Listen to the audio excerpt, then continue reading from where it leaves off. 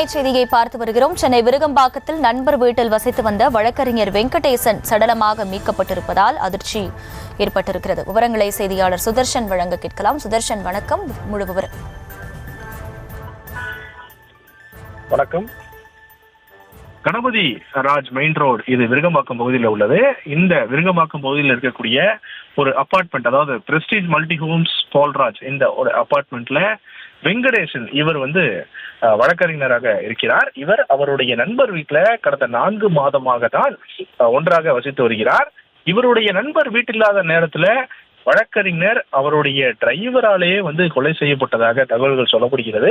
வீட்டுக்குள்ளேயே வழக்கறிஞர் சடலமாக மீட்கப்பட்டிருக்கிறார். கிட்டத்தட்ட 2 நாட்களாக வழக்கறிஞர் வீட்டுல அவருடைய நண்பர் இல்லாத காரணத்தினால வழக்கறிஞர் கொலை செய்யப்பட்டது யாருக்குமே அக்கம் பக்கத்திலும் தெரியாமல் இருந்திருக்கிறது.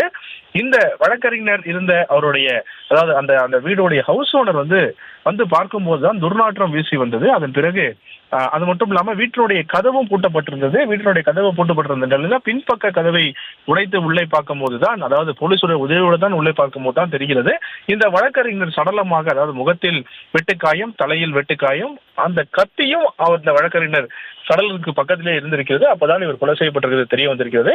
உடனடியாக இவருடைய உடலானது அங்கிருந்து அப்புறப்படுத்தப்பட்டு பிரேத பரிசோதனைக்கு அனுப்பப்பட்டிருக்கிறது. இந்த கொலையை செய்திருப்பது அவருடைய டிரைவர் கார்த்தி தான் அப்படின்னு சொல்லிட்டு சொல்லப்படுகிறது.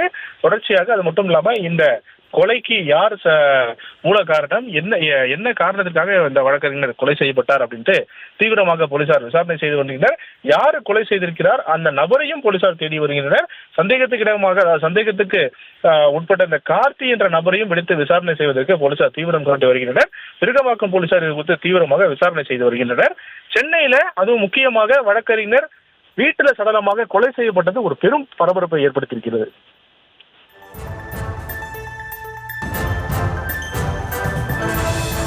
விவரங்களுக்கு நன்றி சுதர்ஷன்.